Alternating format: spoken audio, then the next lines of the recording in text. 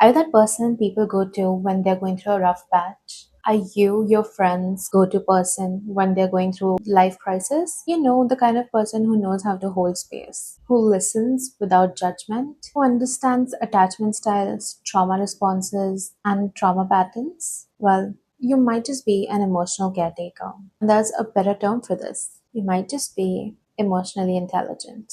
Hi, you. My name is Niyati, and welcome to my channel. So, as an emotionally intelligent person, you automatically become a safe space for your friends, for your loved ones, or even people around you who speaks to you kind of feel safe sharing their deepest problems with you. It's because you're naturally good with dissecting their emotions and telling them where it comes from and eventually leave them feeling lighter and understood. People also trust you with their feelings and secrets, but yet at the end of the day, you feel lack of deep connection. Well, these are the side effects of being emotionally intelligent. You're not just sensitive, you are self aware, and that is a strength. You value depth over surface, you don't avoid emotions, you dissect them. You've built safety through understanding because understanding is your safety. You kind of work like if you can name it, you can manage it. If you can trace it, you can calm it. If it makes sense, it's manageable. But what happens when you're going through something you can't even understand yourself? What happens when the tables turn and you're the right one, when you're in the chaos?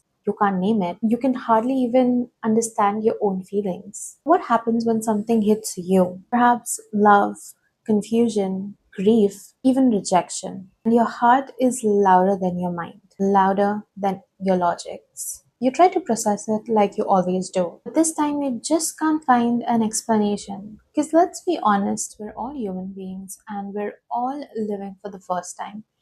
We experience new feelings, new things, new challenges on a daily basis, every now and then. So it's just normal that sometimes you may feel things that you can't even understand on your own. So, what do you do when that happens? Well, there are two ways you deal with it. One, you're embarrassed of sharing it with someone because you feel silly, rather underconfident to talk to someone when you can't even understand your own feelings. So you kind of take a step back, you hesitate to reach out to people. And there's another layer to this. When you're identified as the one who understands, not understanding your own feeling almost feels shameful. Needing help contradicts who you are, even though that may not be true. It feels like that. Or two, you do reach out to people. You do reach out to your friends and family and you share your feelings with them. They talk to you. They try to navigate through your problems. But somehow they're always on the surface level.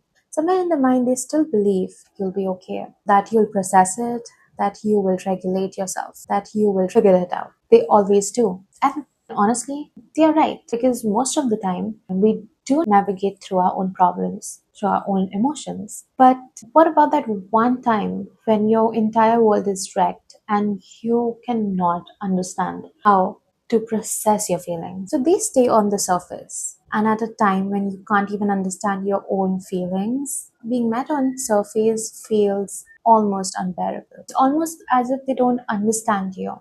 And when you're misunderstood repeatedly, it does something to you. It exhausts you. Not dramatically, but quietly. You get tired of translating your inner world. You get tired of shrinking your depth into something more digestible for others. You get tired of explaining the same emotion in five different ways, and oh boy, is that frustrating. That, my friend, that is emotional fatigue. Emotional fatigue is holding space more than being held. It is explaining more than you're explored, being stronger for longer than you wanted to be. So instead of reaching out again, you go quiet. You kind of go through it alone on your own. Because now silence feels safer than explaining yourself. Not because you don't have people or because people don't care about you or love you, but because explaining feels more exhausting than handling it all alone. And slowly you feel lonely. And that's why loneliness is a side effect of being self aware. or emotionally aware. A lot of people who are emotionally intelligent face loneliness a lot of the time in their lives. Not loneliness from lack of people, but loneliness from lack of emotional alignment. But here's the truth, awareness does not protect you from feeling. It does not protect you from heartbreak, doesn't cut short the time of grieving, doesn't make rejection any better. It just means you eventually understand why things happen to you, why things happen, and what does it mean. Your heart will still go through it. And here's what most of the people fail to understand, that being emotionally intelligent doesn't mean you won't choose wrong. It does not mean you won't hope. It does not mean that you won't fall hard in love. It just means you feel consciously, and that can be heavier.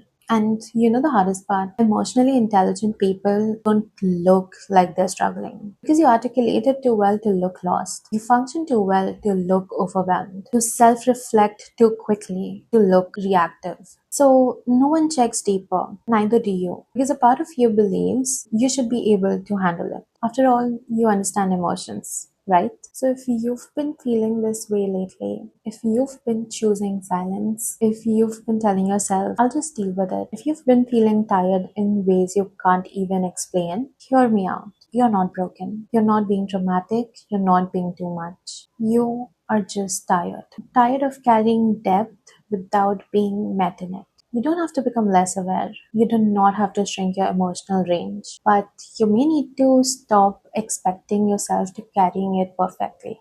You don't need perfect language to deserve support. You do not need to be fully understood. You do not need to fully understand your feeling before you share them. And independence do not mean indifference. Just because you can sit with your pain alone doesn't mean you should. Maybe the next step isn't finding someone who understands you completely. Maybe it's allowing yourself to speak before you've figured it all out. Not to be analyzed, not to be fixed, just to not be alone with it.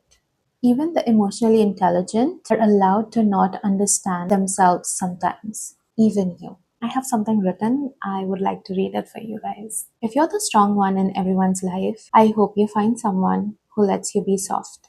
If you're the one people trust, I hope someone chooses you in your confusion. And if you ever felt lonely because you're too aware, you're not too much. You're just waiting to be met. And that's not a flaw, that's depth. I hope you found this video helpful in one way or the other. If you want me to talk on a certain topic, feel free to drop that in the comment section below. I will see you in my next episode. Until then, take care of yourself, don't be too hard on yourself, and please don't be alone. Okay, bye.